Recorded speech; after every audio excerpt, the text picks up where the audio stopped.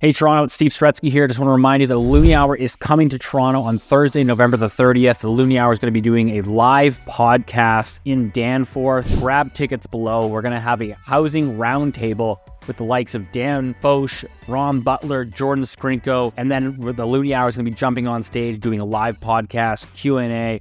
There's going to be drinks, appetizers, good times, lots of laughs, and would love to see you there. So again, there is a link below where you can grab tickets to the live event. Hope to see you on Thursday, November 30th in Toronto.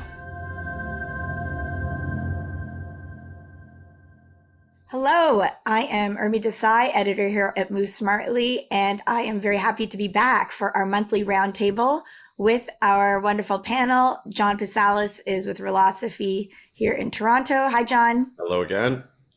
And Steve Saretsky normally is in Vancouver. He's going to talk to us about the Vancouver markets from the Saretsky Group at Oakland Realty in Vancouver. But right now, Steve, you are somewhere else. I'm supporting WeWork in New York right now. I'm trying to keep the company afloat, and so I've graciously settled my roots down here in the WeWork. So let me get this straight. You heard news of the bankruptcy of WeWork yesterday, and you immediately rushed to New York to look for a place that you could broadcast from. The first two of three were closed down with locks on the door. So I finally found a WeWork that is operational, and I got to say, it still looks pretty good. Nice. All right. Well, and maybe that is a telling lead-in as yet another company related to the real estate sector sees trouble. We're going to get into that, a few more headlines on that front. Let's start, though, with our regular market update in terms of residential real estate and numbers and what you're seeing on the ground. Let's start with Steve. What are you seeing in Vancouver? I would say it's slow. You can kind of look at the data. I don't think the data is really telling us a whole lot. There's nothing that in my opinion that really stands out as this is 20-year lows in listings. If you look at it, inventory's up a bit. New listings are kind of a little bit more normal. Sales are really low, not quite 20-year lows, but and so I think what you're really seeing is just feet on the ground is not a lot of selling. And you could even do a price reduction, and even with that price reduction, I'm not convinced that you're gonna sell. So it's tough because it's it feels like there's really no liquidity. Now you still see so people are always asking, a lot of clients that are looking at the market, and they're saying, well, it doesn't really feel like prices are coming down that much. And I would agree, because I think what you're seeing is the properties that are selling right now in this tough market are typically the really good properties, right? So they're, move-in ready, entry-level house. Well, there's still, of course, there's still demand for that, and those are still selling relatively well. But then there's a whole bunch of other product that's just not moving at all. And then you do a price reduction, you do another price reduction, there's not even offers coming in. So so there's a lot of that product that's not moving at all. And so if you're just looking at sold prices, it looks like the sold prices are holding up fairly well because the stuff that's selling is still selling fairly well. And so the rest of the stuff just isn't clearing and isn't filtering through into your average median price, benchmark price, what have you. So those are the important dynamics to kind of work through. Okay, and we're back with Steve here. Unfortunately, it looks like liquidation's taking place all around you, and you were forced to move to a new location. I got booted out of the private room. I didn't pay for it, so I'm stuck in a phone booth right now. So I do apologize for the volume. How dare you? Just when WeWork needs every dollar. All right. So you were talking about listings in Vancouver and whether that was part of this story. Yeah, I think it was a good chart that was going around there at RBC. That is showing the differences in listings compared in Toronto versus Vancouver. And I think Vancouver is still quite low.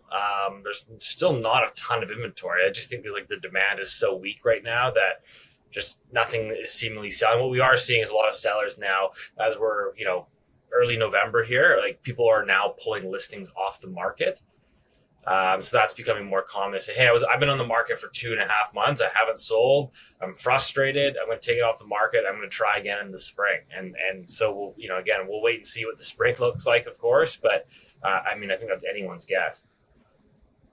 All right. And let's move over then, John. The story in Toronto, I think, is a little bit different with some climb in the listings, right? Yeah, I mean, Toronto, I think that the GTA generally is a bit softer than most of the other regions in Canada. So yeah, sales are still insanely low. Listings are typical. I mean, they're not like record volume necessarily when we look at sort of total number of listings. But again, if you have like even average number of listings and I mean, unbelievably low sales, I mean, you're gonna have a soft market and listings are gonna build up. So the trends are pretty much, again, nothing massively different. Sales are soft, listings picking up, months of inventory picking up. Price is kind of an interesting trend. I'd say that there's definitely was some price decline since the spring. Many of the areas I look at now look somewhat stable-ish. You know what I mean? I'm not seeing tons of downward pressure, but again, this is also very regional. So I have to take this with a grain of salt. Like we've looked at different regions where, average prices are down 10% since the spring of this year. And other regions and other house types where prices aren't really down. I think this is important for sellers, obviously, so you understand sort of what's causing this slowdown in activity. Like Steve said, even if you do a slight price reduction, you're not going to sell overnight. The demand is so weak. The price changes are quite volatile, I'd say, across the GTA. It depends on the segment and the type of home you're looking at. And is there a general pattern? Like, are you seeing the areas furthest out from the city core being hit a little bit more in the suburbs, some of which we saw a really big boom in activity through the COVID period and beyond? Is it condos? Is it the condo sector that's really slowing faster? Yeah, it's hard to point to a specific segment. Like certainly like low-rise houses in the suburbs are getting hit a little bit more. But so are, some areas in downtown Toronto have seen a bit of a price decline as well. Condos like in the suburbs, some regions I looked at didn't fall as much as low-rise have. So it really kind of depends. There's no like concrete pattern that I can kind of identify. But certainly it looks like low-rise is dipped a little bit more than condos in terms of prices for sure.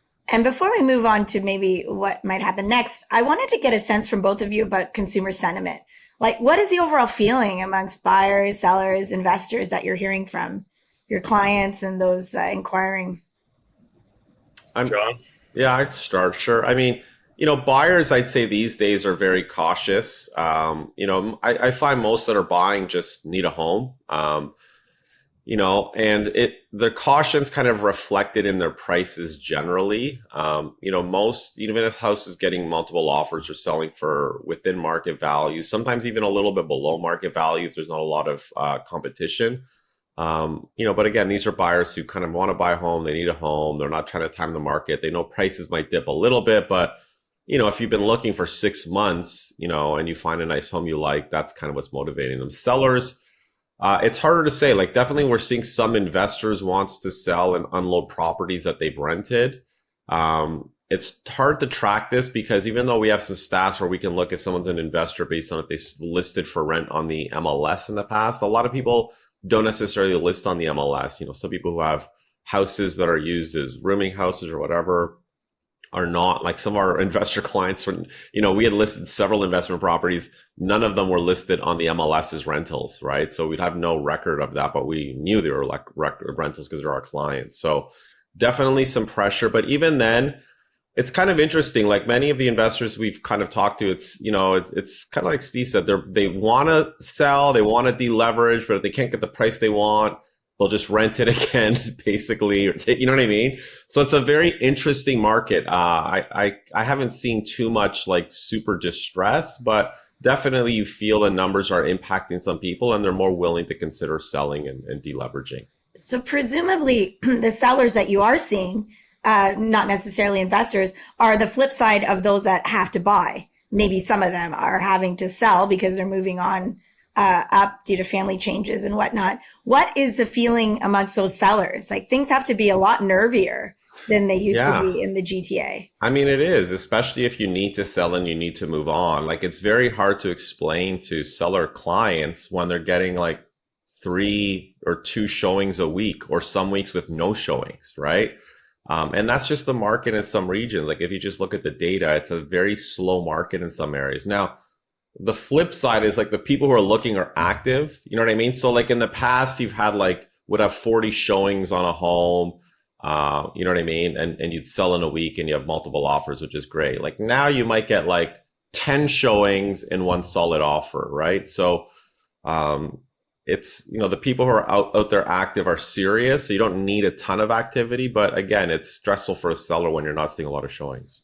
And unusual for the GTA. For sure. A big change. So Steve, what is the feeling in Vancouver? Is it a little bit more moderated in terms of you're saying prices are kind of holding? Yeah, prices, I don't know if I'd say prices are holding. It's just like there's just seemingly like a lot of stuff that's not selling. Like the good stuff is still selling, like I would say for like, if not top dollar, close to it. So there's really not like a lot of discounting, right? Because like again, if a good product comes on, the reality is it sells in, you know, a week, right? And it might even still get multiple offers. So there's just a whole host of stuff that's not selling, right? So you get a lot of condos, you know, like a more expensive 2-bedroom condo. A lot of that product's just not moving. We're seeing discounting now on like land values, right? So tear down houses, right? Because again, if you're a builder, you're looking at the market outlook and saying, well, you know, it doesn't really look that good. I got to, you know, tear this house down, rebuild, and then flip it and sell it. And like, what's that market look like?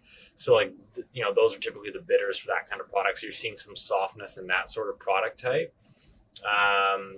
But yeah, I would say like in general, I think sellers are still kind of like holding on too, right? Okay, well, I'll do one price reduction, but like they're not really adjusting to the market realities. And this is always kind of the tug of war between buyers and sellers, which is, you know, prices are always sticky on the way down. And we're just kind of waiting for, you know, sellers are obviously waiting for a catalyst to say, okay, what's the market going to change? Now, again, these things are always hard to predict. I would just caution people that's, you know, I know the initial reaction here on YouTube or whatever is going to be, oh, you know, these people are dumb. Why aren't they selling for low? You know, next spring is going to be even lower. And okay, totally get it. I get, you know, the outlook isn't great. Totally understand that. But like, I would just caution people that we have this sort of same mindset in 2022, right?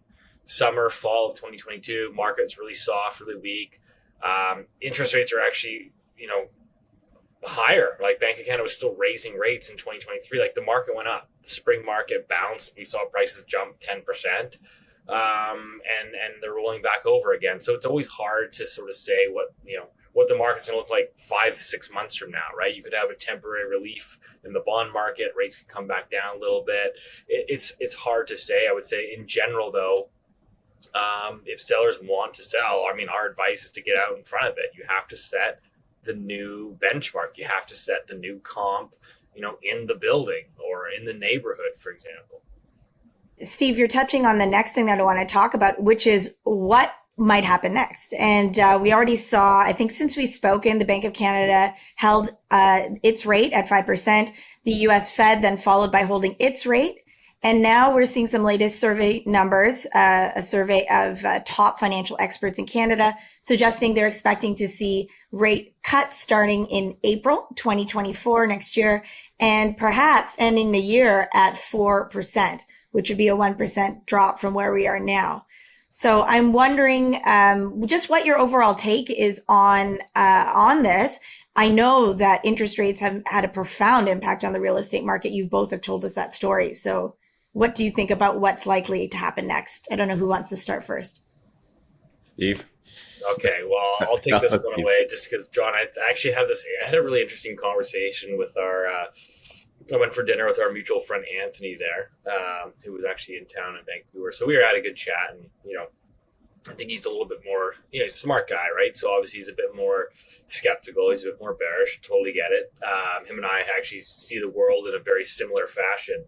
And so one of the things he says, well, give me the bull case, you know, just like, let's just play devil's advocate. Give me the bull's case. And I said, okay, well, if I was trying to brainstorm like a bullish thesis, what I would say is probably along the lines of, you get this, you know, I think we're already in a recession, but like, let's say the recession gets a little bit deeper and you get a few more job losses. With that, the bond market likely follows suit. So you get lower yields, vis-a-vis lower mortgage rates. So let's just say you get mortgage rates back into the low to mid fours, which is, mid fours is where we were last spring in the market. It was fine. So let's just call it mid fours. I would argue that, again, if it's modest job loss, you're probably looking at the lower end of the job losses in terms of like, what are the incomes being lost, right? So I always go back and look at like COVID. I think COVID showed us that like, okay, we laid off a lot of the sort of lower skilled workforce, and those people weren't buying to begin with. They don't qualify, and then you look at markets like Vancouver and Toronto. The reality is the markets are so egregiously unaffordable that you have to be basically in the top 30-40% of income brackets to have a chance of ever purchasing real estate, or have lots of help from family. So I think the bullish case is like, okay, hypothetically, if you do get this like miraculous soft landing, a little bit of job loss, a little bit of decline in the bond yields, and the people that lose their jobs, because that's what happens in recession, are not typically the people that are buying houses to begin with. And so we carry on our merry way. Again, I would say the probabilities of that are probably not that high, but I think it's a probability that we have to consider. And so that would be like the bull case. Now, the bear case, of course, is that rates sort of stay at these levels in the sixes. And I think that there's more pain to come because we're still seeing sellers saying, I'm going to take it off and try again next year. Well, again, if the rates are still the same, and buyers are squeezed on what they can borrow from an 8% stress test, and I think we do have more downwards pressure on prices. John? Yeah, I mean, I tend to agree with Steve. I mean, I think it's important to look at the bull and bear case. I do think, I think ultimately the market's just going to be tied to what happens with rates over the next 6 to 12 months. And if rates stay in the sixes, fixed rates, it's going to be a very, very difficult market. I mean, I think the report you talked about, it was economists forecasting Bank of Canada dropping a full percentage point next year, which might be optimistic. I mean, who really knows? I mean, if that's happening, I think the economy is slumping as well. Like the Steve point, we're probably going to see job losses. I think they would probably, if we do see a deeper recession, it's probably not going to just be, low income jobs. I mean, we're already starting to see like banks cutting staff. So all of that can weigh on the market. Now, I think ultimately, I think more than what the Bank of Canada, the Bank of Canada obviously matters, but how bond yields react, because that's ultimately what's going to drive sort of fixed rates. And I think that's going to be more important than, the Bank of Canada rate. And obviously there's a relationship between those two things. But if the bond market kind of dips faster than the Bank of Canada, then you could have, 5-year rates, even close to 5% or in the high fours. That would potentially bring some stability. I don't know. That would be maybe like the bullish case is probably like a stable market rather than a ripping market in this. I was actually going to add that like asterisk next to it, right? It's like, if mortgage rates down to 4.5, like I wouldn't say that's like, it's a bull market. Prices are going to like, rip and we're at the start of a new cycle. I wouldn't make that comment. But I do think, like you said, things stabilize where right now we're seeing a lot of product that goes no bid. Instead of it going no bid, does it sell in 2 weeks at a modest price? Sure, possibly. Yeah. So, we'll see. I mean, I think we're all just kind of, waiting to see what happens in the markets. We can't really predict it. And like Steve said, I mean, it's tough to advise clients because, he's right. I mean, if you're on Twitter the way we are, everyone, has a crystal ball and knows with certainty that prices are going to tank in the next 2 months and they're going to fall 30%. And if you don't sell now, you're an idiot. I mean, obviously we don't know what's going to happen.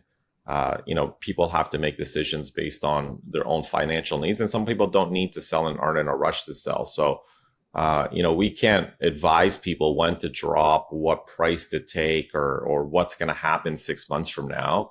But we do have to tell them the probability is, and I do think the most likely scenario is that things are not going to be better 6 months from now. I think that's my position. Like, I don't think you're going to get an extra 50 grand if you sell in March. You know what I mean? Like, we might be at the same place we are, or we might be lower. And I think those are the most likely events. But I said the exact same thing a year ago, and I was completely wrong because prices ripped in 2023. So you don't know, but I suspect that's what's happening. It's funny though, because everybody wants to know, or everybody wants to, forecast. It's tough, right? I mean, like, obviously you and I are in the market day to day, every day. We're looking at the data. We've built up these software models and platforms of, showing us all the stats, and we can have our opinion, but it's just that, right? It's an opinion.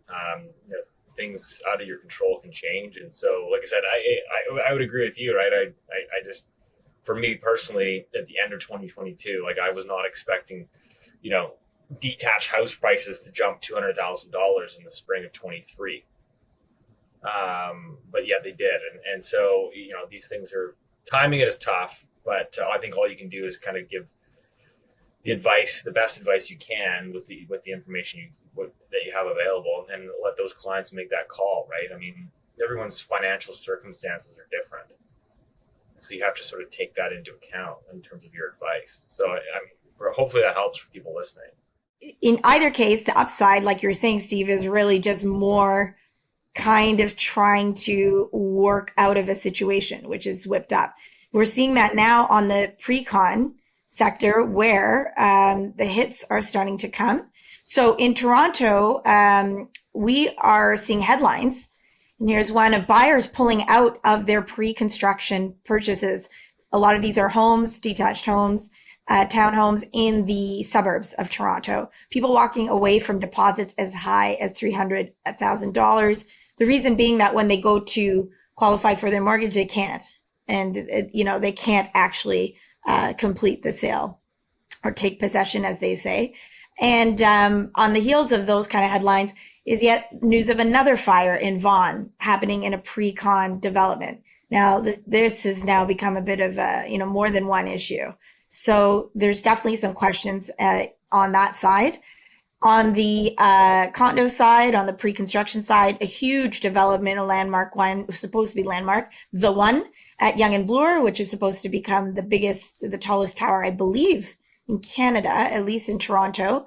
That project is now fallen into receivership. And another developer, Westbank, we see an article here, John just tweeted about, is being sued by 4 construction companies for more than $25 million in unpaid work at the large Mirvish Village rental apartment project in Toronto. And that's another big company also with projects in the US as well. So we are definitely starting to see some real trouble in that sector. I'm wondering what you two think of these headlines, and also what it means, because the pre-con construction has been such a big part of the story, especially in the GTA, when it comes to the housing boom. Yeah, these are, red flags we've been seeing for some time. In 2 different segments. Low rise, the people who can't close, a lot of this is, you're right, they can't get a mortgage. In some cases, the home isn't worth what they paid for it, so they just have to walk away.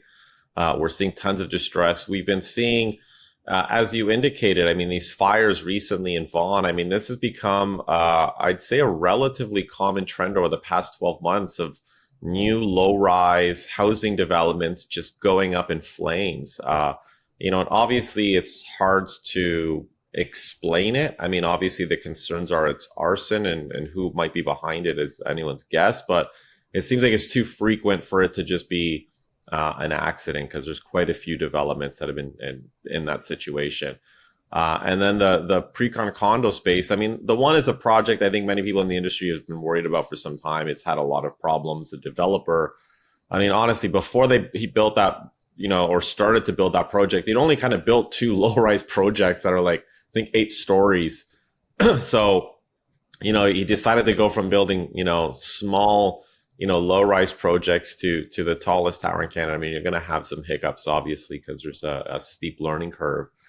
So not surprising. I think the West Bank one is a little bit more surprising to see those headlines. It's generally, a bit of a red flag when you see that in the news. I mean, especially with the economy slowing, to see developers not paying their bills. And I think it's, getting sued by other suppliers who are also big companies in some cases. So these are not good signs, for the market, for the economy as we're moving forward. And I think it's just a good indication. It just shows us that, again, I think the companies that are probably going to get hit the hardest are going to be this, and the same as in the housing market, the ones that are the most leveraged, that took on the most debt, that stretched the most to maximize their profits, are feeling the impact of higher rates, and it's impacting their numbers. And I would not be surprised if that's a big part of it. And we see from our other segment, the situation, a lot of buyers of these pre-con projects that are in that bucket. Maybe we're almost the latest to get in, emailing you, calling you, panicked because they now have to come to close and they're having a lot of problems. My sense is this is one of the weakest sectors for buyers, for distress, the potential for distress. Is that your sense, John? Well, the challenge is, I mean, it's the weakest sector because you can't market usually pre-construction properties because you haven't taken possession. The builder doesn't allow you to market. So you can't advertise it. It's not very liquid because you can't advertise it. There aren't a ton of buyers. You have to look at them on private, Facebook groups or WhatsApp groups or whatever. So it's very hard to sell them. Little motivation from buyers to take on the risk. There's very little price transparency. You know what I mean? At least with low-rise homes, you can look at what the neighbor's house sold for down the street to get an idea of what the good value is. So you don't have that with pre-con. You can't even see the home. You don't have as much information. So it's a bit harder to sell those. So yeah, they're having a very hard time. Is pre-con, Stephen, distress related around that as big a story in Vancouver? It's funny. We don't really have buildings going up in flames, John. I don't know. That's got to be a Toronto thing. It is, yeah.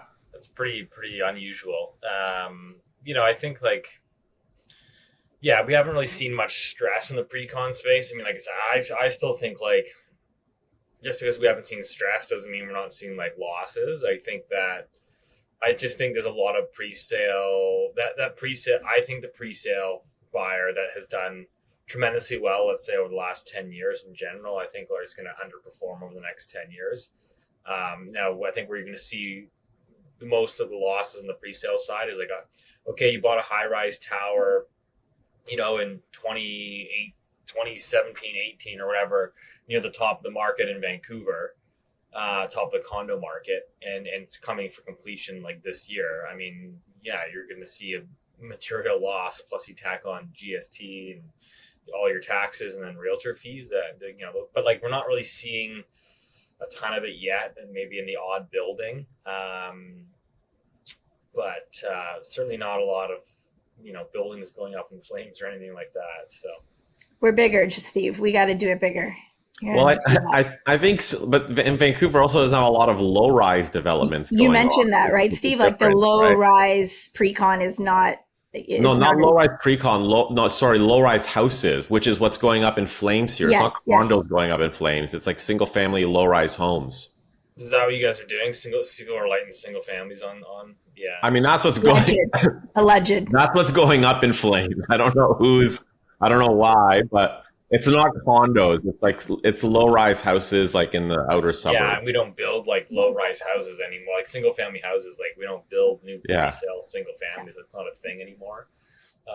You'll see townhouses and stuff like that, but I'd say a lot of those are still, for the most part, are still in the still in the green.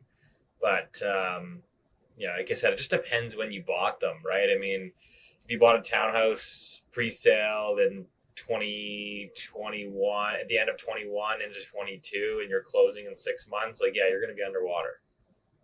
But I wouldn't say there's a swath of product like that. So where we are seeing them is in some of these high-end condo towers that were pre-sold at ridiculous levels, and now seeing some big losses on those. So that then leads me to the next thing. So obviously, seeing the pre-con sector in such trouble, we've already talked about starts being down, because why would you build in this environment? And if this type of activity continues, it, of course, in the longer term adds to the housing shortage gap. which leads us back to our, I guess, should it just be called federal government corner? The Trudeau housing corner. I just wanted to touch upon some housing file related activities that happened. So on October 31st, Marc Miller, the now new immigration minister, tabled an action plan for Canada's immigration system that will now, excuse me if I misspoke, Marc Miller is the Minister for Immigration. But he signaled that Canada would now take into account housing, healthcare, and infrastructure when setting immigration targets. What a good idea. It makes you wonder what the heck they were doing before, but absolutely. Maybe they're watching the show. Yeah, and that's what I said. I said to John, listen, this is vindication in a sense that people have been sounding this alarm. But as an average citizen, this is also very alarming because you were always hoping these conversations would be taking place. Now, to be less facetious about it, it's actually extremely complicated in Canada to have this kind of a coordination because a lot of those other things, housing, healthcare, infrastructure, fall under the provincial purview. So fine, maybe we'll give them that. But you would think that maybe a great canvassing of where the shortages are and what's happening would be taking place.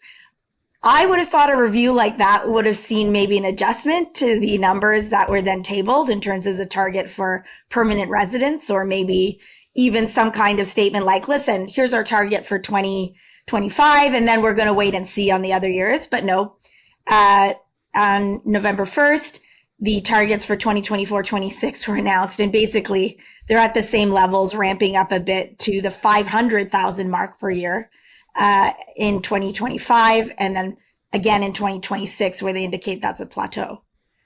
So that was a really quick review overnight. It's a little funny because he kind of framed that as the government's easing their targets, but that's actually an increase from where we are. But it's not the 500,000 permanent residents. Again, it's, the fact that on top of the 500,000 permanent residents that they're targeting, you have more than 500,000 non-permanent residents, which are students, which means our population's grown by over 1 million people per year. And yes, syncing up population growth with housing is very tricky, but you don't need a PhD to know that if you're growing by 1 million people per year and your country's only building 200,000 homes, your government's making a decision to crush housing affordability because those numbers are ridiculous. So it's not that complicated. It's a decision. And this is a challenge I think I have with a lot of commentators that I follow and speak with. They all think it's just supply, you just reform zoning and you triple the number of homes you build. It's nonsense. This is idiotic. This is we're going to find out. Yeah, exactly. There you go. We'll find out. They've legalized housing in Toronto and in BC soon. So we'll see if housing completions triple. I'll bet the house that they don't. So it's really, the feds who are driving a lot of the price growth. We can't, there's just no way around it. And these numbers are going to weigh on affordability. And I think what we're probably going to see, and we didn't talk about it, is we're seeing stress in the rental market right now, which maybe we'll talk about next month. But that's, was that? What kind of stress? Well, just like stress from like a lot of like just affordability stress. You know what I mean? Because people who can't afford to buy, they're going into the rental market. There aren't a ton of rentals. Rentals, unlike house prices, are kind of more constrained by income. Like house prices, you can offset sort of that income math by just dropping down 300 grand cash for your down payment, right? From parents or whatever. But with rentals, it's very tied to household income. So anyhow, yeah. So this is going to continue to weigh, I think, on the market. I think the bigger effects right now are going to be interest rates. But when that's done, we're still going to have a housing crisis on our hands, even if prices dip a little bit. Yeah, and the financing of housing and projects is taking a big hit too. So it doesn't matter if you ease the rules, and fewer and fewer builders are able to take advantage of it, which is what we are seeing right now. Exactly. So I think we'll cover a little bit more depth, and I'll save it for a future session. Some of the unique ideas that are coming out of the city of Toronto in terms of trying to provide some of that financing to builders and other things, but that's for next time. This time, boys, we often put the politicians to task here. it is time for you two to be put to task, because a huge headline has come out specifically about residential real estates in the industry and the way that the industry earns money.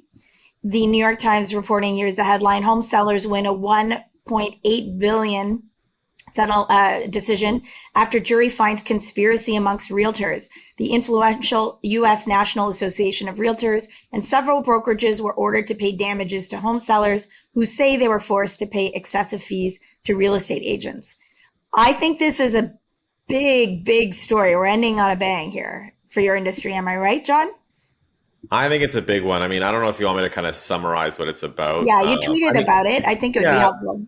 I mean, just at a high level, you know, the industry in the U.S., the real estate industry, the National Association of Realtors, and a number of the big real estate brokers got sued because the argument is that because the big real estate associations, I mean, the issue is that the real estate associations force sellers effectively to compensate not just their agent, obviously, but also the buyer's agent, right?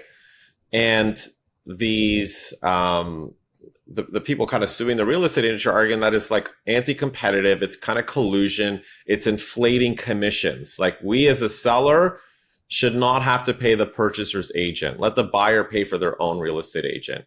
And their argument is that this is basically inflating fees for the real estate industry. It's causing, you know, real estate agents to steer their clients to the listings that have the higher commission on buyer agents. And I think we saw this. There's like a CBC Marketplace report, or one of those kind of episodes that looked at how real estate agents steer their clients based on the commission on transactions. And they won that. And so, you know, what happens from here, I think, is we don't know yet. But, you know, I think there was a great article, I can't remember where the publication was, that talked about kind of what the worst case scenario for the real estate industry. And that would be if they basically banned or prevented the seller from compensating the buyer's agent in the future, right? So each agent would have to be compensated from their own client directly, because that would completely change the real estate industry, and then the compensation structure and all of that. So we'll see how that unfolds. There's a very similar case going on in Canada. So we don't know what's going to happen. I mean, at the end of the day, two of the big companies in the US, Remax and Anywhere, which are big kind of owners, they settled for way less than billions. I think it was like tens of millions of dollars. And part of their settlement was they had to cut ties with the National Association of Realtors, which is their big organization. So maybe it's just like a change that's not going to be that dramatic. We'll see. But at the end of the day, it's definitely making headlines in the US because they're usually years ahead of us. So what happens, and if you think about even like the fact that we have sold listings on websites like ours now and in Canada, that happened like 5 years earlier in the US. So usually what happens in the US is gives us some keys into what might happen up here in Canada. You mean 5 years later? Sorry, 5 years later up here. Yeah, they had it 5 years or more than 5 years earlier, I'd say. So, John, can you help me clarify a few things? You testified for the Canadian government in, I forget the year, around that time, 5 years ago, to allow that to happen. In that case, it was an anti-competition case being brought against TREB, the Toronto Real Estate Board, and CREA, I think, was there, the Canadian Realtor Association, which is the Canadian equivalent of the American National Association of Realtors, was there as an observer. So in that case, it was the government going after them for antitrust. Was this a civil lawsuit in the United States? I think it was. Yeah, I actually don't think it was like the federal government going after them, which is kind of interesting. Yes, because they have wanted to for many years. We know that, and even when I think your firm and I was part of it was involved in the work around that, we knew that the Canadian federal government was very interested, the antitrust people, in commissions.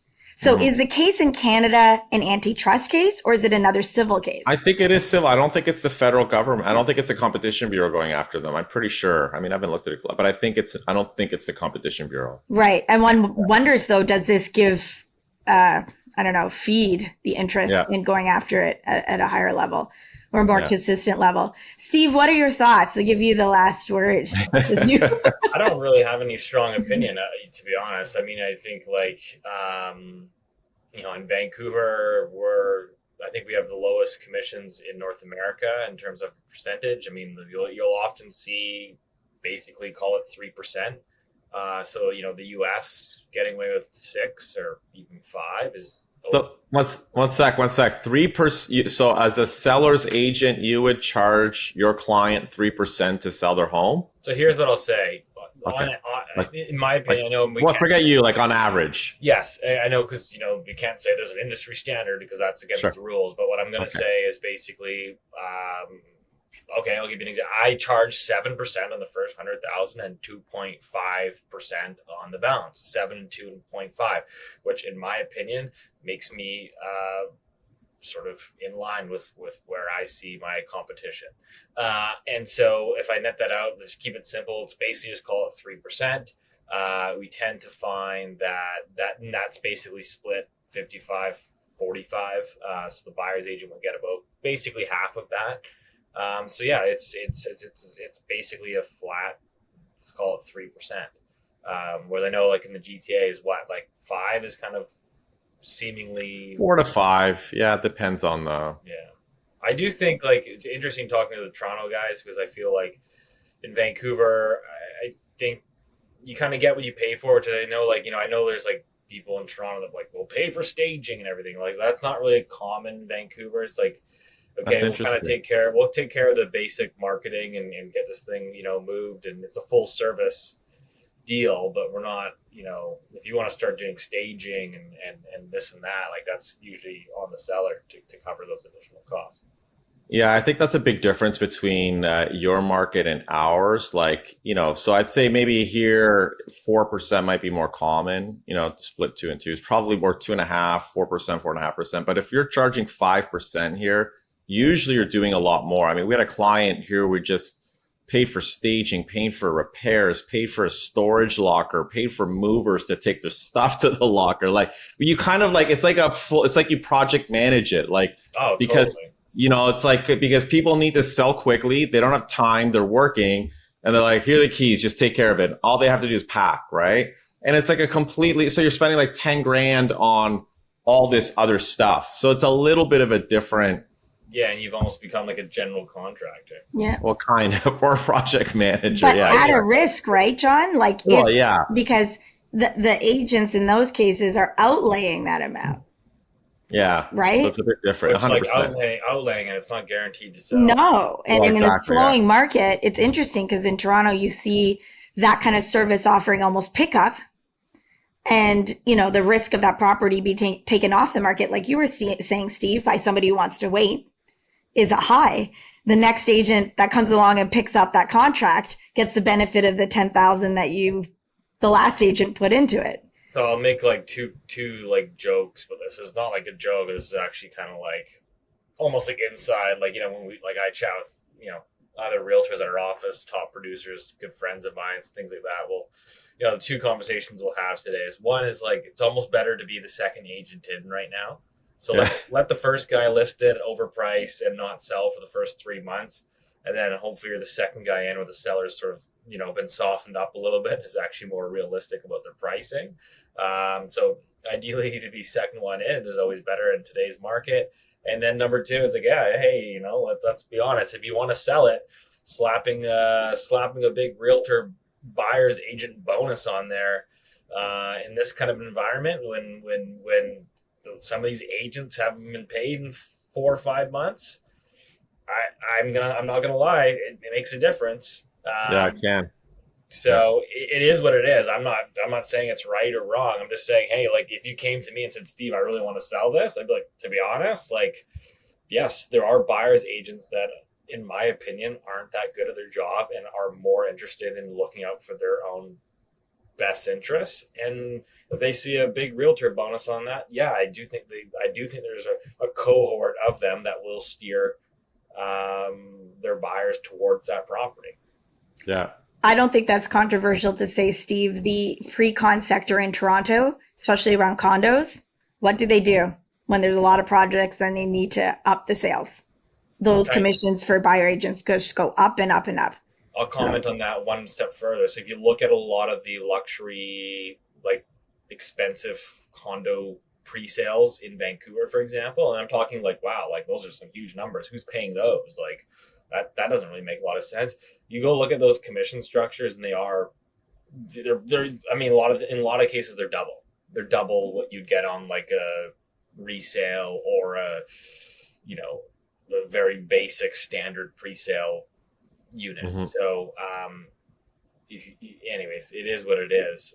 So like I said, I think buyer beware, caveat emptor. I think obviously who you hire matters, and I'm sure John and I will agree on that. Yeah.